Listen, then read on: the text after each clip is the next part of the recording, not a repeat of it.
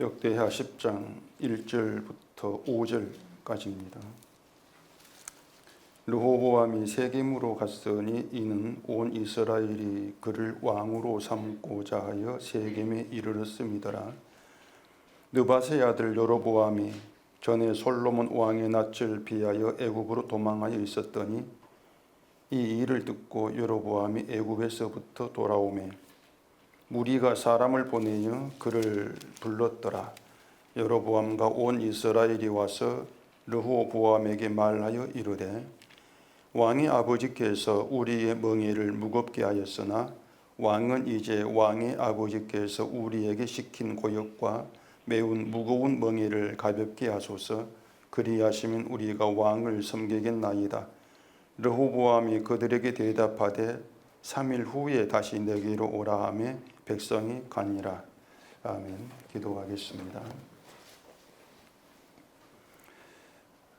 하나님 아버지, 이 시간 저희에게 주신 이 말씀이 우리 속에 그대로 살아서 우리 삶의 기준이 되게 해주시옵소서. 예수님 이름으로 기도합니다. 아멘. 자, 이 솔로몬이 죽고 다윗성에 장사된 것으로 이제 솔로몬 시대는 끝납니다. 그리고 그 아들 르호보암의 시대가 이제 시작이 되죠. 솔로몬이 죽으면서 자연스럽게 왕의 임기는 끝나죠. 끝나고 이제 아들에게로 정권이 교체가 된 것입니다. 이 솔로몬이 이스라엘을 다스린 지 40년이라 이렇게 되어 있으니까 이제 임기가 40년이 된 셈이겠죠. 그리고 그 임기는 우리 뜻대로 정하는 것이 아니고 솔로몬이 정한 것이 아니고 하나님이 정한 임기가 되는 겁니다. 근데 그렇게 보면 왕도 임기제예요. 물론 모든 왕의 임기가 같은 건 아니겠지만 어쨌든 임기가 끝날 때가 있습니다. 그건 왕의 이야기만이 아니라 우리 인간의 이야기죠. 인생 자체가 임기제입니다. 저도 여러분도 이 세상에서 이제 각자 이름으로 살아갈 임기가 정해져 있는 거죠. 납골당에 가서 많이 보셨겠지만은 거기 보면은 생, 졸 이렇게 적혀 있잖아요. 그 기간이 이제 하나님이 정하신 임기가 되는 겁니다. 자, 그렇게 우리에게 다 임기가 있다. 그런데 만약 여러분들이 나의 임기가 언제 끝날지를 안다. 그럼 어떨 것 같습니까? 정해진 임기가 언제 끝날 때를 안다. 임기가 80년이다. 내가 지금 40살이다. 아이고 하나님, 저는 빨리 끝내고 천국 가고 싶은데 뭘 그리 임기를 길게 정했습니까? 좀 10년, 20년 단축해 주이소. 이럴 것 같습니까? 아니면 남들은 90, 100살 다 사는데 나는 왜 80년입니까? 장수하는 복도 있는데 저 임기를 늘려주이소. 이럴 것 같습니까? 제가 군에 있을 때 제대 말년인 병장들이 하는 게 있습니다. 한 6개월 전쯤부터인가 개인 관물대에 작은 달력 붙여놓고 날짜에 표시를 해요. 제대 날짜 정해져 있으니까 이제 그 날을 기다리는 거죠. 하루하루 표시하면서 그 제대한 날 얼마나 기다리겠어요. 표시가 늘어갈수록 좋겠죠. 마지막 날은 군대를 탈출하는 출군대의 날이니까. 근데 2등병 1등병 그래 얻어맞습니다. 새카맣게 남은 놈이 뭐 그런 거냐고. 지금이 자기 핸드폰이 있으면 상관이 없겠는데 우리가 이 세상에서 있을 임기가 끝난다는 건 군대로 치면 제대하는 것이거든요. 세상을 제대한다. 그 날을 알고 달력 하루하루에 표시한다면은 세상을 탈출한다는 그것 때문에 기뻐하고 행복할 것인가? 그것보다는 표시가 될수록 뭔가 무섭고 좀 두렵지 않겠느냐고 하는 것이에요. 그게 우리 본심이기 때문에 제가 말씀을 드리려고 하는 것은 그러니까 우리가 천국을 믿는다거나 천국을 소망한다 이런 말을 도대체 믿을 수가 없단 말입니다. 믿지를 못해요. 세상에서 하는 고생 다 끝나고 천국에 간다. 그것 때문에 막 행복해하고 막 기쁘고 잔치 벌이자 뭐 그러지는 않을 거란 얘기입니다. 우리가 알고 있는 이론적인 지식, 성경에 대한 지식, 그렇게 따지면은, 그 지식으로 따지면은 천국 간다는 그것 때문에 기뻐해야 된다. 그게 성도이지 않는가? 우리는 그렇게 이제 얘기할 수 있단 말입니다. 그게 성도잖아요. 우리가 알고 있는 죽는 날, 이 땅을 떠난다. 천국에 들어가면 그게 행복이 되고 기뻐해야지. 그게 성도의 믿음이잖아. 우리는 그렇게 안단 말입니다. 성도는 죽는 게 아니라 예수 안에 잔다. 이렇게 성경에 말씀했으니까 죽는 것을 두렵지 않은 것이 맞지 않느냐. 그게 우리 이론이에요. 우리 지식이란 말입니다. 그런데 우리 마음이 그렇게 이론적으로 움직이지 아니한다는 게 또 현실이지 않습니까? 그러다 보니 그게 또 고민이 되기도 한단 말입니다. 왜 나는 죽는 걸 두려워할까? 믿음이 없나? 근데 여러분 생각해 보세요. 우리가 그 십자가 안이라는 걸 들여다봤을 때, 그 안을 들여다봤을 때에 그 안에 있는 사람들이 어떤 사람들이겠냐고 하는 것입니다. 이걸 우리가 생각해 봐야 돼요. 십자가 안에 있는 사람들이 어떤 사람이겠는가? 교회에서 배운 그 이론, 그 지식대로 뭐 죽는 것도 두려워하지 않고 천국만 소망하면서 돈이 없어서 불평하지 않고 낙심하지 않고 주만 막 바라보고 그렇게 말씀대로 사는 그런 사람들이 십자가 안에 있겠느냐? 그런 사람들이겠는가? 아니면은 말만 믿는다고 할 뿐이지 살아가는 건 늘 불만족이고 짜증이 나고 불평이 가득한 그런 심판이 마땅한 그런 사람들이 십자가 안에 있겠는가? 어떤 사람이겠어요? 후자거든 사실은요. 전자가 아니에요. 후자입니다. 우리가 그걸 잊으면 안 된단 말입니다. 분명히 해야 되는 건 뭐냐? 근데 분명히 할 게 뭔가 하면은 어쨌든 십자가 안에는 기쁨과 감사가 또 있어요. 그 기쁨과 감사가 누구로부터 나오고 어떤 사람으로부터 나오는가 하면은 말씀드린 것처럼 심판이 마땅한 사람들로부터 기쁨과 감사가 나온다는 얘기입니다. 이게 십자가 아니에요. 그래, 십자가 안 있는 사람이 분명히 심판이 마땅한 죄로 가득한 그런 인간인데 그런 인간에게서 기쁨이 나오고 감사가 나오더라. 이게 신기하지 않냔 말입니다. 사실 그게 신기한 일이에요. 막 믿음 좋은 사람들이 십자가 안에 있고 그들에게서 기쁨 감사 나온다면 그러거니 그게 당연히 이렇게 나오겠는데 믿음 좋지 않은 사람, 지옥 가는 게 마땅한 그런 사람들이 십자가 안에 있고 그런 사람들에게서 기쁨이 나오고 감사가 나온다? 이건 우리가 배운 그 성경 지식 가지고는 계산이 안 됩니다. 그러니 신기한 일이죠. 그 기쁨과 감사라고 하는 것이 예수님이 십자가 죽으신 장면을 우리가 상상해 가면서 날 위해 죽었으니까 기뻐해야지 감사해야지 그렇게 막 마음을 쥐어 짠다 해가지고 되는 게 아니지 않습니까? 그 기쁨과 감사라고 하는 것이 우리가 만들어낼 수 있는 것이 아닌 거예요. 그래서 이 성도의 기쁨과 감사는 십자가 안에서, 십자가 밖이 아닙니다. 세상 일이 아니에요. 십자가 안에서 경험하게 되어지는 것인데 그 십자가 아니라고 하는 것을 쉽게 말하면은 다름의 세상입니다. 다른 세상, 다름의 세상. 이게 십자가 아니에요. 다름의 세상. 제가 항상 말씀드린 것인데 이 믿음의 원칙을 세우는 일에 중요하니까 다시 이제 제가 말씀을 드리겠습니다. 그 십자가 안에 있으면 십자가 안이랑 있으면 십자가 밖도 있습니다. 십자가 밖. 그 십자가 밖이라고 하는 게 세상이에요. 따라서 인간은 십자가 밖, 세상에 있는 인간하고 십자가 안에 있는 인간하고 구분하면 됩니다. 둘로 구분이 돼요. 그렇게 둘로 구분의 인간에게는 같음과 다름이 있습니다. 같은 것이 있고 다른 게 있어요. 이걸 아는 사람이 성도란 말입니다. 자, 그러면은 같은 것은 무엇이고 다른 건 뭔가? 그 십자가 밖과 십자가 안에 있는 사람의 같은 것. 결국 모든 인간이죠. 모든 인간이 같은 것이 뭐겠어요? 말씀드린 것처럼 심판을 받아 마땅한 죄인이 같단 말입니다. 그 같음은 십자가 안에도 계속 유지가 되는 거예요. 이걸 인간의 동질성이다. 그럼 반대로 십자가 밖과 십자가 안에 있는 사람의 서로 다른 이질성, 그게 뭐겠는가?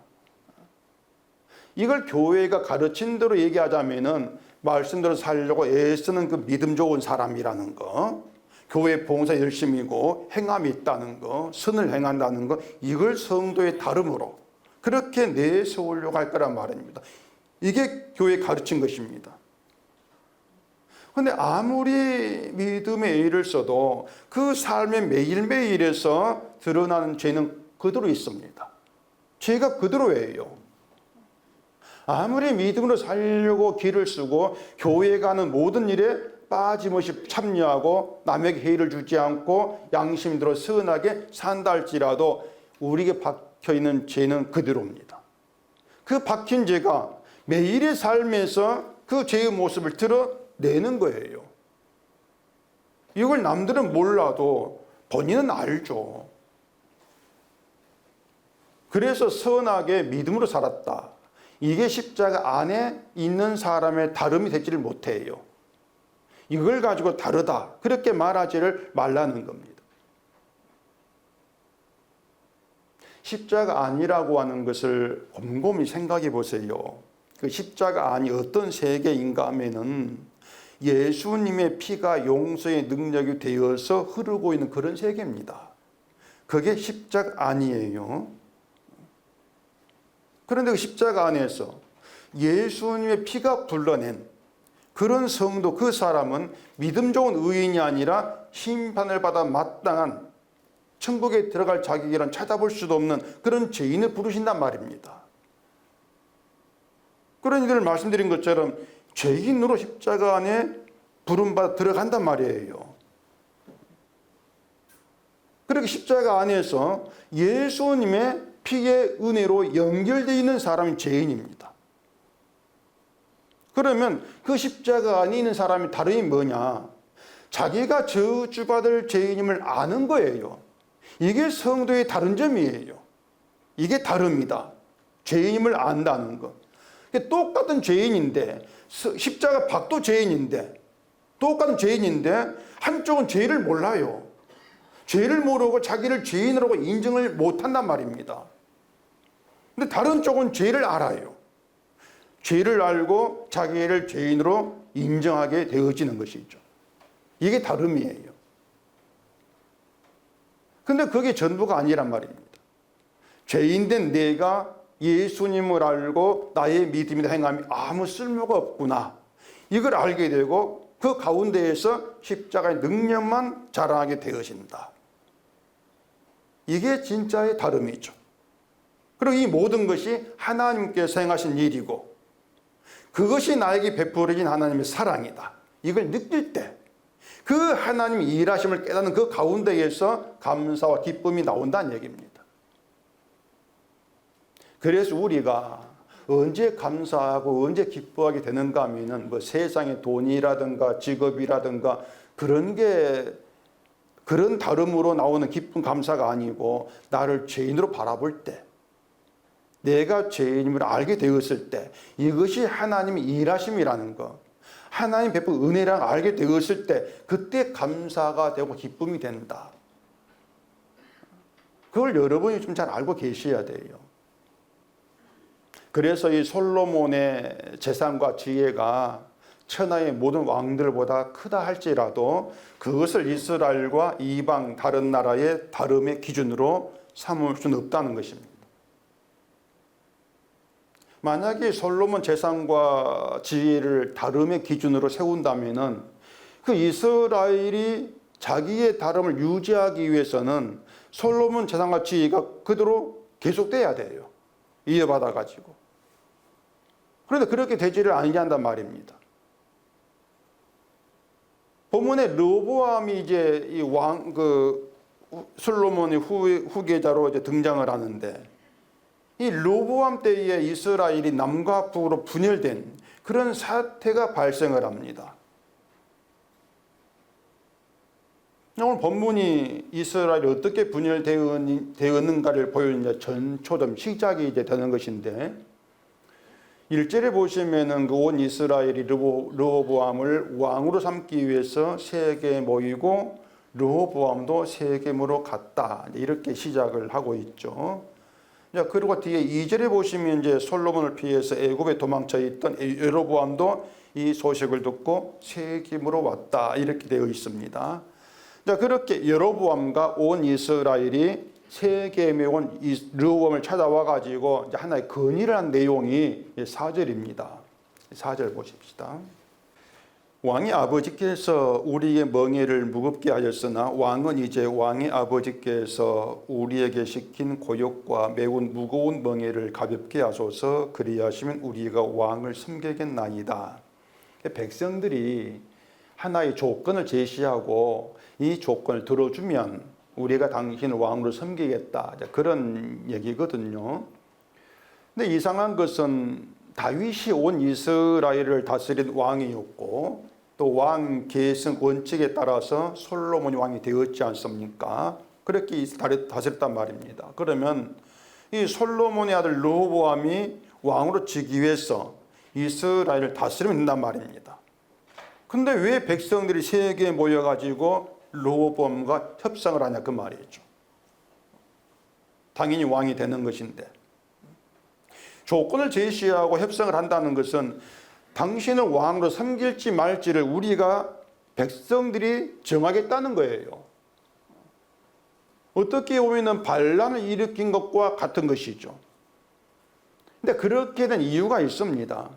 이스라엘이 12지파로 이제 나누어져 있는데, 땅을 분배받지 못한 레위 지파를 제외하고 11지파가 각 지역으로 흩어져 가지고 크게 이제 북쪽과 남쪽으로 나누어집니다. 지역이. 이 남쪽은 예루살렘을 중심으로 해 가지고 유다와 베냐민 지파가 이제 있습니다. 또 백성들이 모였다고 하니 이 세겜은 예루살렘 북쪽에 위치를 했어요. 그 북쪽에 위치해 있는데 그 세겜에 에브라임과 므낫세 지파가 거주하고 있습니다. 그리고 나머지 지파가 요단강을 기준해 가지고 이제 동쪽과 서쪽에 나누어 가지고 거주한단 말입니다. 이것이 여호수아 때에 이스라엘의 가나안 정복하고 각 지파에게 영토를 배정이 된 것이에요. 이렇게 각 지역으로 나누어져서 이제 거주하기 때문에 이스라엘 12지파가 하나로 통합된다는 것은 쉽지가 않은 얘기입니다. 지파별로 분열된 그런 구조일 수밖에 없단 말이에요. 그래서 이스라엘이 자신들도 주변의 이방 나라들처럼 하나로 단합되기 위해서 왕이 필요하다, 이렇게 생각을 해서 왕을 세워달라 요청을 했단 말입니다. 그때 하나님이 왕 제도에 대해서 경고한 내용이 있습니다. 왕을 세워서 왕이 권력을 가지고 너희를 다스리게 되면은 세금이나 또 강제 노동들, 그리고 전쟁이 일어나 군사도 막 징집되고 이런 부담이 분명히 생길 거야, 경고한 말씀이 있어요. 보실까요? 사무엘상 8장 보십시다. 사무엘상 8장 10절입니다. 사무엘이 왕을 요구하는 백성에게 여호와의 모든 말씀을 말하여 이르되 너희를 다스릴 왕의 제도는 이러하니라. 그가 너희 아들들을 데려다가 그의 병거와 말을 어거하게 하리니 그들이 그 병거 앞에서 달릴 것이며 그가 또 너희 아들들을 1000부장과 50부장을 삼을 것이며 자기 밭을 갈게 하고 자기 추수를 하게 할 것이며 자기 무기와 병거의 장비도 만들게 할 것이며, 이렇게 뒤에 17절까지 왕제도의 폐단에 대해서 길게 얘기를 합니다. 그래도 백성들이 왕을 세워달라 고집부리죠. 그래서 하나님이 왕을 세우라 이렇게 하신 것이에요. 그렇게 해서 사울이 왕으로 세워지고 하나님이 택한 다윗 왕조가 시작이 되었단 말입니다. 근데 이스라엘이 왕을 세워달라고 요구했을 때 그때 그 마음처럼 왕을 중심으로 해가지고 하나로 단합이 되었겠느냐, 안 돼요. 단합이라고 하는 것은요, 인간 세상에서는 절대로 이루어질 수 없는 얘기입니다. 단합 절대 안 됩니다. 은속교회 단합 꿈도 꾸지 마세요. 절대 안 됩니다. 왜냐하면은 인간은 절대로 자기가 손해보기를 싫어합니다. 각자 개인이 그래요. 각자가 손해보기를 싫어하는 그런 구조되어 있습니다. 이스라엘이 어떤 모습 보였냐면은 너희만 왕이 되냐, 유다 지파장에서 너희만 왕이 되냐, 우리도 왕이 되겠다. 이렇게 해가지고 다윗 때에 세바의 반란이 있었습니다. 세바란 사람이. 그런 이유에 우리도 권력 가져보겠다는 것이에요. 그때부터 이스라엘은 아맘리에 남과 북으로 분열된 구조가 되어 있습니다. 그런데 세겜 지역의 지파들을 포함해서 다른 지파들이 이제 솔로몬 때부터 이미 불만을 가지고 있었던 것이에요. 지난주에 말씀드린 9장 13절에 오면은 세입금이 금 666달러 이렇게 되어 있지 않습니까? 이 엄청난 액수의 세금이 이스라엘 백성들이 자신의 정말 즐거워가지고 내고 그런 게 아니었을 거란 말이에요. 세금이라고 하는 것은 국가에서 부과시키는 겁니다. 10% 20% 부과시키면 내야 돼요. 할 수 없이. 그 법이니까. 이 솔로몬 다시 이스라엘의 세금도 그런 방식으로 거둔단 말입니다. 근데 세금이 너무 많아지면은 불만이 없을 수가 없죠. 왜 이렇게 많이 걷어가? 그리고 또 솔로몬이 했던 건축 때문에 백성들의 부담이 갔을 수 있는 것이고요. 그래서 솔로몬의 아들 르호보암이 이제 솔로몬 다스리면은 또 자기들이 힘들어질 거야. 이걸 예상해서 이제 북쪽 이스라엘 단합을 한 겁니다. 단합해가지고 세김으로 와라. 르호보암에게 오락해가지고 조건 내건 거예요.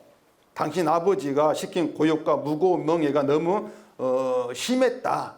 그냥 당신 가볍게 해라. 그런 왕으로 섬길게. 그냥 그런 얘기였던 것이죠. 다시 말해서 왕 때문에 자기들이 고생하는 거 싫다는 겁니다.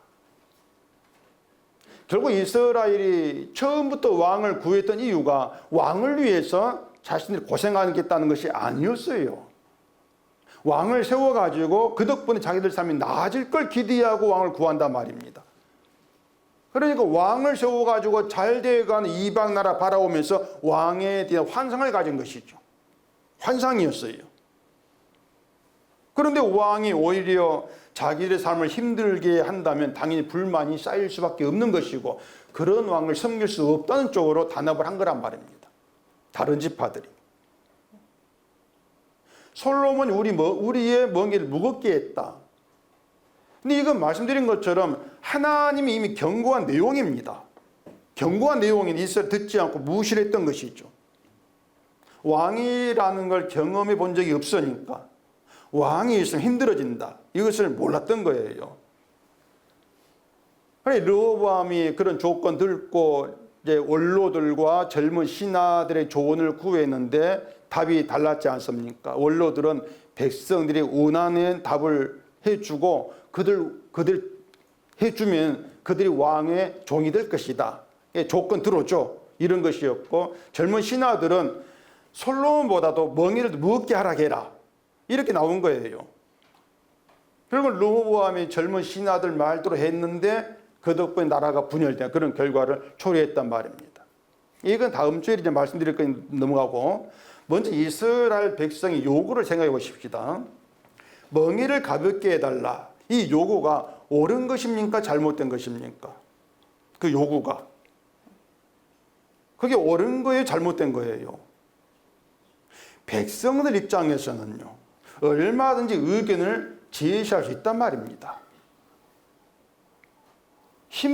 자기를 힘들게 하라고 왕을 세운 게 아닌데 힘들게 하니까 힘들게 하지 마라. 우리를 편하게 해라. 그런 왕으로 섬길게. 이건 백성의 당연한 요구란 말입니다. 지금의 대통령도 뭐 힘들게 하면은 난리지 않습니까? 누가 대통령 되든지 간에. 근데 왕이 자기들 힘들게 하면은 역적이 되기도 하고 반란 일으키기도 하는 거예요. 이게 인간 역사에서 끊임없이 계속 되었단 말입니다. 그러면 솔로몬이 멍에를 무겁게 해서 르호보암에게 멍에를 가볍게 하는 조건을 내건 백성은 선하고 옳고 솔로몬 악하다고 하는 게 맞느냐? 멍에를 무겁게 했으니 악하다고 맞느냐? 말씀드린 것처럼 인간의 세계, 십자가 밖의 세계에서 그게 인정이 돼요. 아예 솔로몬이 오죽 힘들게 했으면 저런 조건을까지 내걸겠는가, 이 일을 할 수 있는 것이고요. 왕의 역할은 백성을 잘 다스리고 잘 살게 하는 것이니까 백성의 조건을 들어주는 게 옳지, 이렇게 나올 수 있단 말입니다. 그런데 하나님의 말씀 안에서는 달라요. 이미 하나님이 왕을 세우면 왕이 너희를 힘들게 할 거야 말씀이 있지 않습니까? 이 말씀이 있단 말입니다.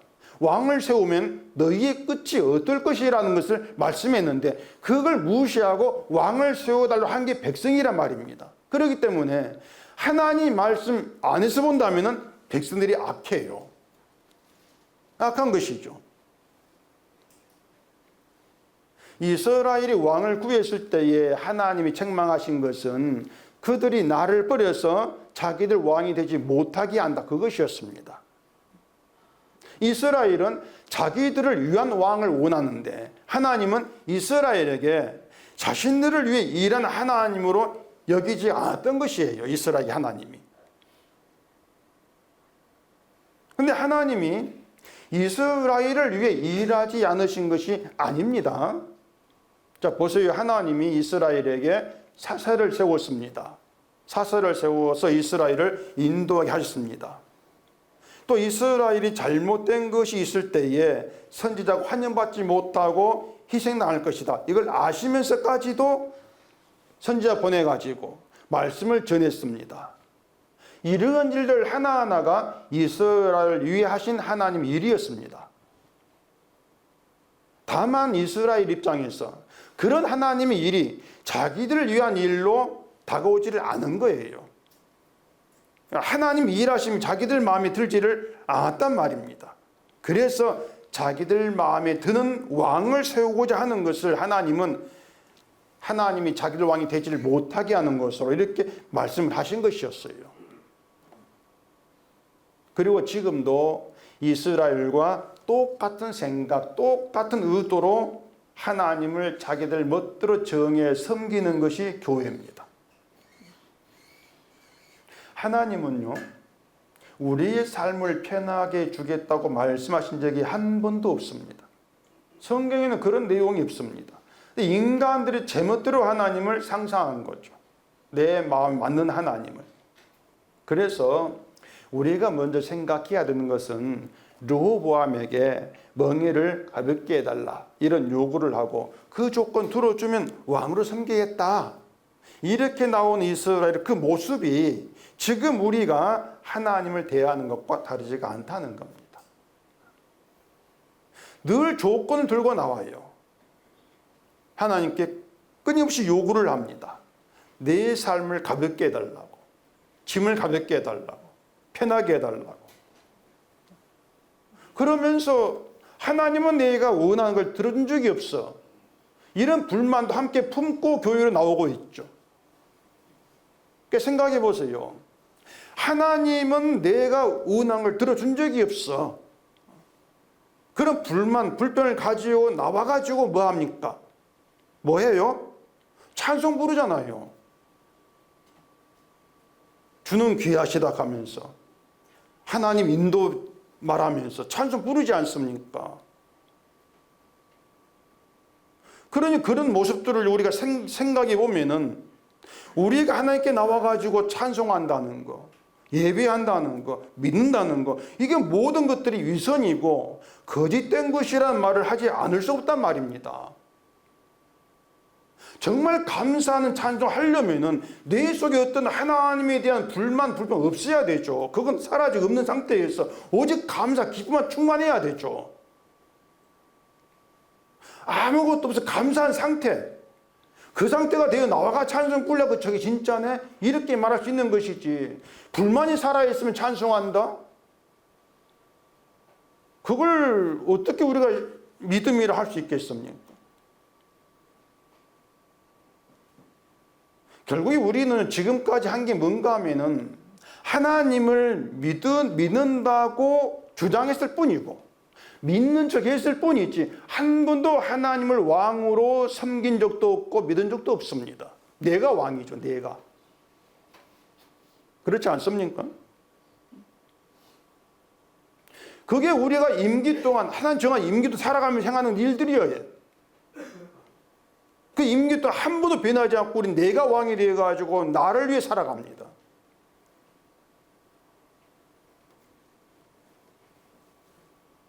근데 말씀드린 것처럼 우리가 하나님이 하신 말씀 안에 생각하면은 하나님 우리에게 일하지 않은 적이 없어요.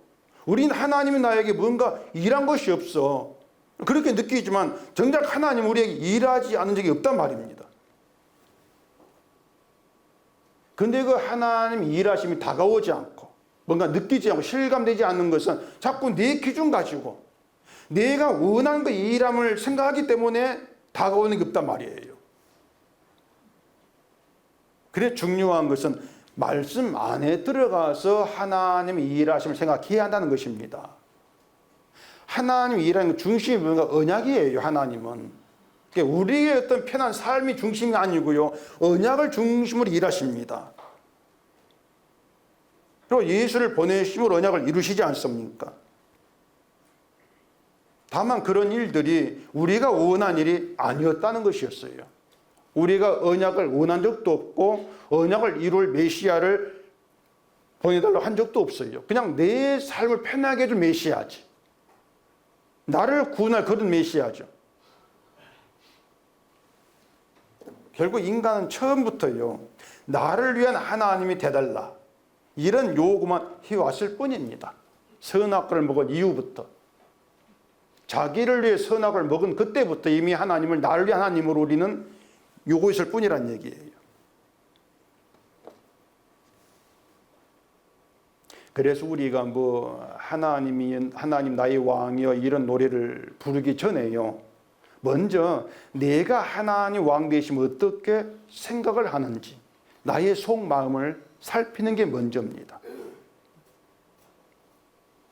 나의 속마음을 살피면서 결국 우리가 르호보암에게 조건을 내거는 이스라엘 똑같은 존재구나, 이걸 아셔야 돼요. 이런 점들 뜯어보면은요, 설교 서두에 말씀드린 것처럼 우리에게 남는 건 죄밖에 없습니다. 늘 죄밖에 남는 것밖에 없어요. 열심히 믿었다. 그것도 누구를 위해 믿었는가? 이런 물음 앞에서는 거짓된 믿음으로 무너질 수밖에 없어요. 믿음이 아니라는 것이죠. 나를 위해 믿은 게 전부니까. 그리고 그런 우리에게 구원이라고 하는 것은 없는 것이 맞다. 이게 답입니다. 이것이 인간을 말씀 안에서 평가했을 때의 결과입니다. 구원 없는 것이 맞다. 근데 말씀 밖에 있게 되어지면은 말씀의 기준이 아니거든요. 그래 내 잘못이 보이지가 않는 것이에요.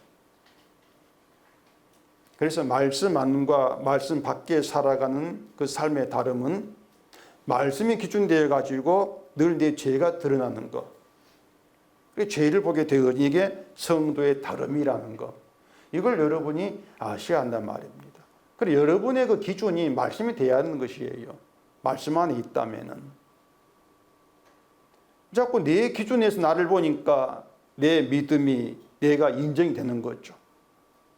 이것도 행하고 저것도 행하고 이렇게 사니까 내 믿음이 있어. 인정한단 말입니다. 행함도 선한 것으로 간주하면서 내가 바르게 살고 있다. 자기를 판단하는 것이죠. 이것이 교회로 모이는 인간의 세계인데, 그런 점에서 교회를 한마디로 평가하자면요, 인간의 욕망으로 가득한 곳이 교회입니다. 지금 교회예요. 이건 어느 특정한 교회 그렇다 그 뜻이 아닙니다. 이단이든 사이비든 정통한 교회도 할 것 없이 모든 인간이 자기 욕망을 품고 모이는 현장이 교회입니다. 이단도 그렇고 사이비도 그렇고 교회도 그렇고. 그리고 자기 교회 욕망이 채워지기를 바라고 있는 것이죠. 이게 교회를 찾는 사람들의 요구 조건이 되어 있단 말입니다. 그런데 그게 악하다는 걸 모른다는 거. 이게 중요한 거죠. 악하다는 걸 모른다. 교회 부흥도 하나님 뜻이다. 이렇게 말하면서 인간의 욕망이라는 것을 감춥니다. 뜻 아래에. 그러면 그런 교회가 말씀을 기준으로 한다면 어떻게 달라지겠는가? 욕망은 그대로 살아 있습니다. 욕망은 살아 있어요. 욕망이 살아있는 가운데에서 그게 죄다. 이게 우리 악함이구나. 이걸 깨달아요. 이것이 말씀이 주어지고 말씀 역사의 현장입니다. 이게 말씀이 주어졌다는 것은 말씀대로 살아라. 좀 지켜라, 행해라. 그런 의미가 아니고 우리가 하나님의 원수다. 원수고 저주받은 자고 심판의 대상일 뿐이다. 이걸 증거하는 것이 말씀이 주어진 증거란 말입니다. 그렇게 드러나지는 것이. 그래서 말씀을 지킨다. 말씀대로 산다는 것을 말씀의 뜻대로 해석하자면은 죄를 알고 구원받지 못할 죄를 살아가는 것이에요. 이게 말씀 지키는 것이에요. 그걸 믿음이란단 말입니다. 그렇게 말씀 안에서 생각하면은 의미가 전혀 달라집니다.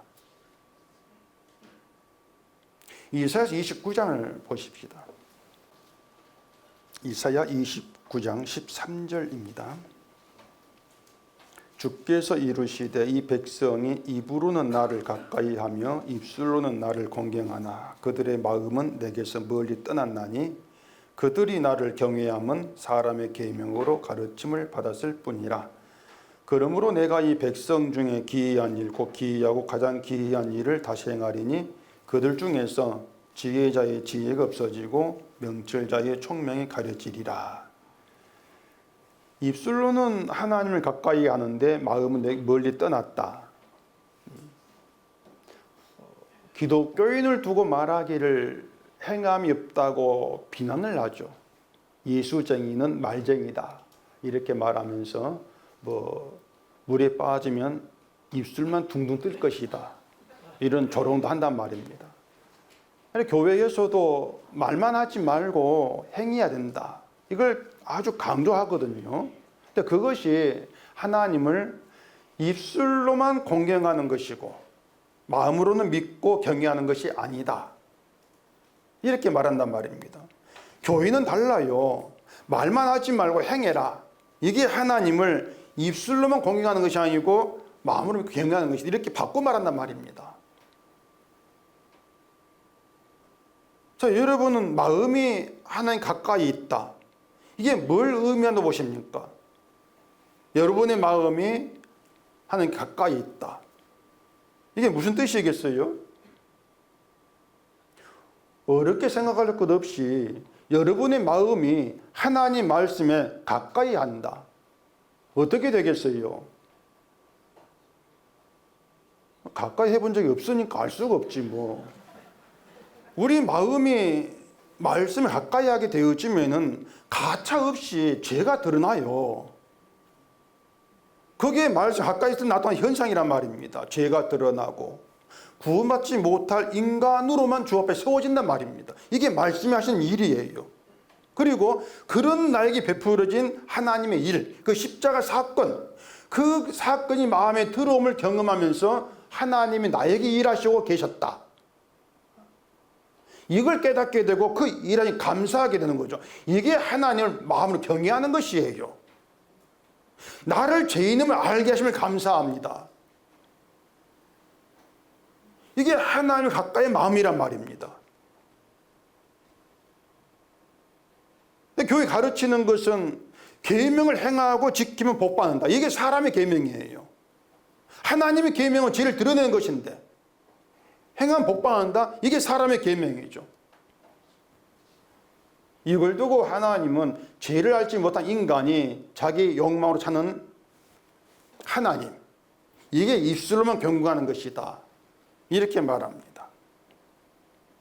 근데 그 뒤에 기이하고 기이하다 이렇게 말하죠. 그 기이한 일이 뭔가 하면은 지혜자의 지혜가 없어지는 거, 명철자의 총명이 가려지는 거, 뭔가 몽땅 다 죄인으로 드러난단 말입니다.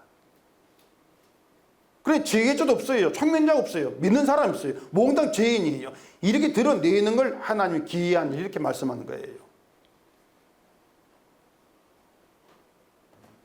그러니 우리가 뭐 하나님이 일하십니다, 하나님이 기이한 일, 기적 이런 내용들을 우리가 살아가는 삶에서 베풀어진 뭐 내가 도움을 간 거기 찾지 마시라는 얘기입니다.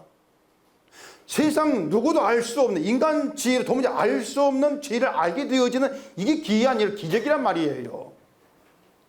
죄를 알게 된 성도, 이게 여기에 여러분 기준 두시라는 얘기입니다.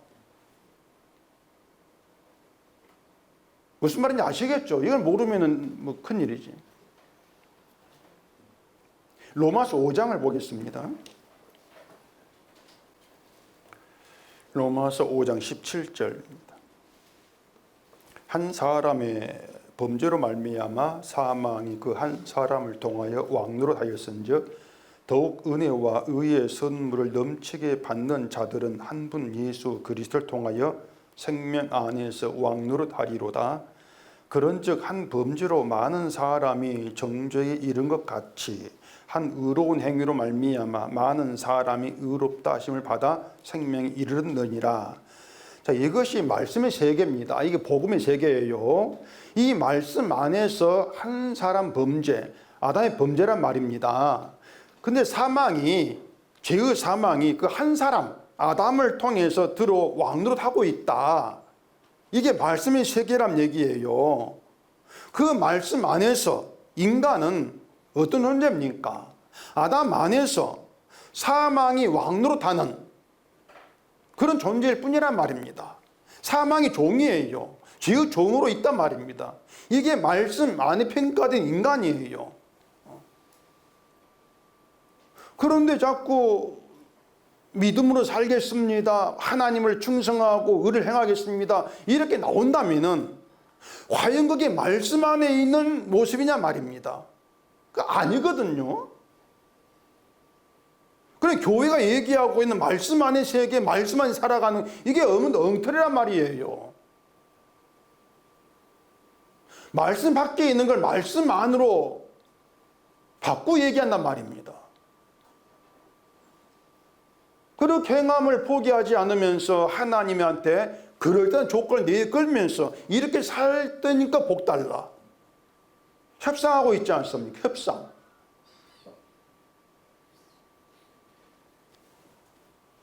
우리 멍에를 가볍게 해달라. 그런 왕으로 섬길게. 똑같은 거란 말입니다. 이스라엘은 그런 요구를 하기 전에 조상들이 왕을 구했을 때에 하나님 경고했던 말씀을 먼저 생각해야 돼요.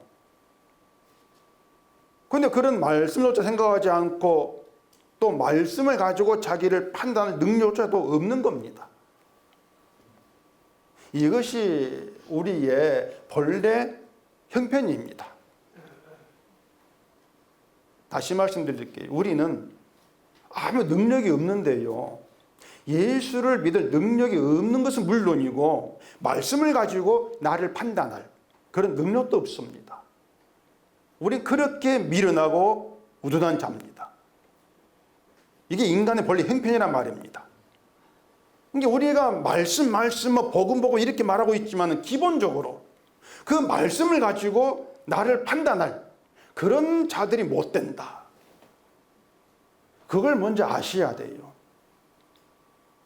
말씀을 안다고는 말하는데 안다고 하는 그 말씀을 가지고 나를 평가하는 게 없단 말이에요. 말씀을 안다면 그 아는 말씀 가지고 나를 평가해야 되죠. 근데 내가 다른 사람 평가하지 않습니까? 이건 말씀을 아는 게 아니에요. 말씀 밖에 지져갖고 있는 것이지 그냥.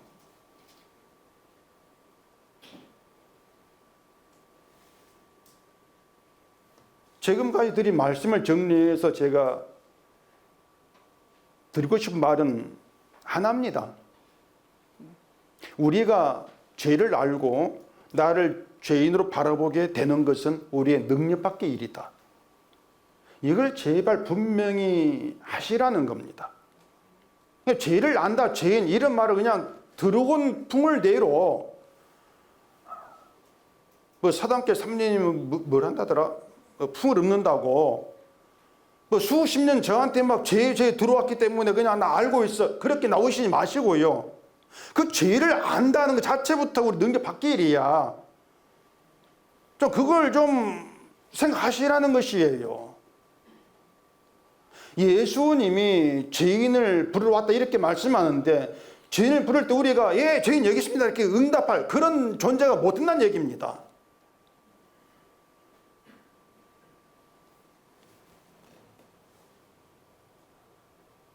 그렇기 때문에 그런 우리의 존재됨 가운데에서 그런 내가 어떻게 아니 말씀을 가지고 이게 죄구나 죄를 깨닫게 되어지고 그 말씀을 가지고 내가 죄인임을 판단하게 되어진다. 그걸 좀 기이하게 정말 기이한 일로 여기시란 것이에요. 내게는 있을 수 있는 현상이다. 하나님이 일으키신 기적의 일이구나. 그렇게 되었을 때 그걸 가지고 성도의 다름 이렇게 말한단 말입니다.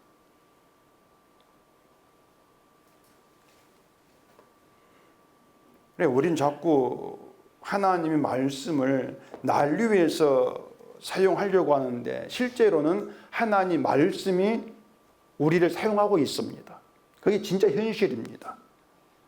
말씀이 우리에게 들어와서 우리를 죄인 되게 해서 예수께서 이루신 십자가 일을 바라보게 하시고 그 일을 증거하는 그 일에 우리를 사용하려고 그 도구를 사용하려고 우리 속에 말씀이 들어오는 거예요. 그리고 말씀이 우리 안에서 쉬지 않고 증거하고 보여주시는 것은 너는 말씀을 지키는 것이 안 되는 그런 인간이다. 이겁니다. 이게 말씀의 역사다. 말씀이 일하십니다. 이게 여러분의 기준이 되어야 한다는 얘기예요. 여러분 믿음을 주도하는 것은요, 여러분이 아니고 말씀이에요. 말씀이 여러분의 믿음을 주도합니다. 이끌어가고. 그 믿음으로 고난이 있는 주의 십자가를 바라보게 하고 그 십자가로 인해 감사하게 만들어내는 거예요. 갈라디아서 3장을 좀 찾아보십시다. 갈라디아서 3장 22절 같이 읽어보겠습니다. 그러나 성경이 모든 것을 죄 아래에 가두었으니 이는 예수 그리스도를 믿음으로 말미암는 약속을 믿는 자들에게 주려 함이라. 성경이 모든 것을 하늘나라의 모든 것입니다. 모든 것을 죄 아래 가두었다. 이렇게 말씀하잖아요. 그러면 이 성경대로 하고 이 성경 말씀 안에 있다고 할 수 있는 사람이 누구겠습니까? 자기를 죄 아래 갇힌 자로 보는 사람입니다. 그렇잖아요. 성경이 모든 것을 죄 아래 가두었으니까 자기를 죄 아래 갇힌 자, 죄 아래 있는 자 이렇게 보는 그게 성경 안에 있는 사람이란 말입니다. 성경대로 사는 사람이다. 이렇게 설명이 되어지는 것이에요. 우리의 이론과 지식과 전혀 다른 내용이잖아요. 죄 아래 갇혔다는 얘기는 믿음에 대해서는 아무것도 할 수 없는 상태 이걸 얘기합니다. 아무것도 못해요. 성경이 우리를 그렇게 만들어내는 것입니다. 이게 성경의 기준이라는 것을 잊지 마시라는 얘기예요. 그래도 우리가 교회니까 교회로 이것도 하고 저것도 해야 되지 않겠습니까? 목사에게 뭐 그런 요구하기 전에 물론 그런 요구한 사람이 없습니다. 그런 요구하기 전에 그게 교회인가? 그게 교회냐? 이걸 생각하는 게 먼저입니다. 그게 교회인가? 여러분 교회는요 성경대로 하면은 죄 아래 갇힌 자들의 모임을 교회라고 합니다. 이게 성경 얘기하는 겁니다. 죄 아래 갇혀서 생각해 보면은 하나님이 택하시고 부르신 사람들 그 모두는 결국 죄 아래 갇힌 자들 가운데에서 불러내신 거예요.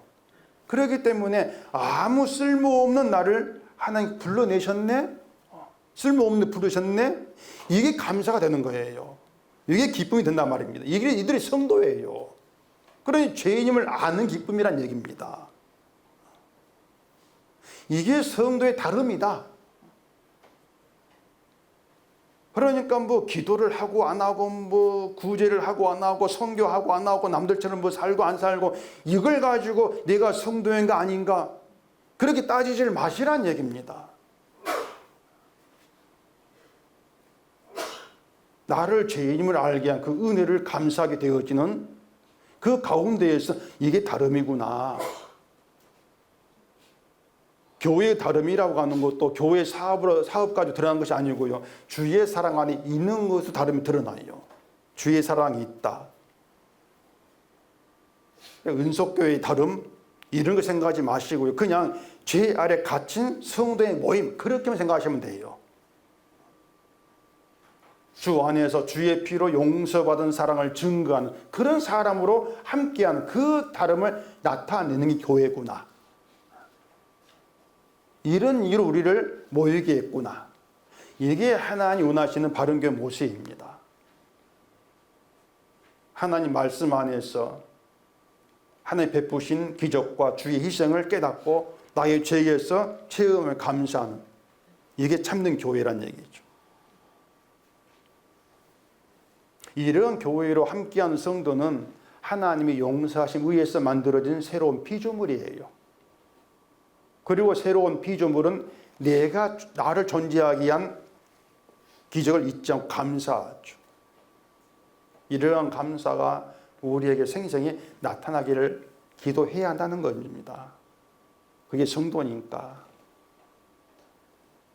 그래서 늘 성도의 다름을 말씀을 기준해서 생각하면서 우리에게 있을 수 없는 감사와 기쁨이 늘 생생히 살아나고 나타나고 그로 인해서 주의 일하심만 증거되기를 소원하는 늘 그런 길로만 우리가 가게 되어지기를 바랍니다.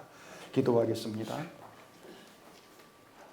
아버지 하나님, 오늘도 우리를 말씀 안에 붙드셔서 말씀의 세계를 보게 하시니 감사합니다. 말씀을 통해 드러나는 것은 우리의 죄가 전부입니다. 죄를 깨닫게 되고 죄임을 알게 된 귀한 하나님 일하심에서 감사와 기쁨이 있게 하시고 이 기쁨이 감사가 늘 주님의 일 가운데에서 생생히 나타날 수 있는 저희가 되게 해주시옵소서. 예수님 이름으로 기도합니다. 아멘.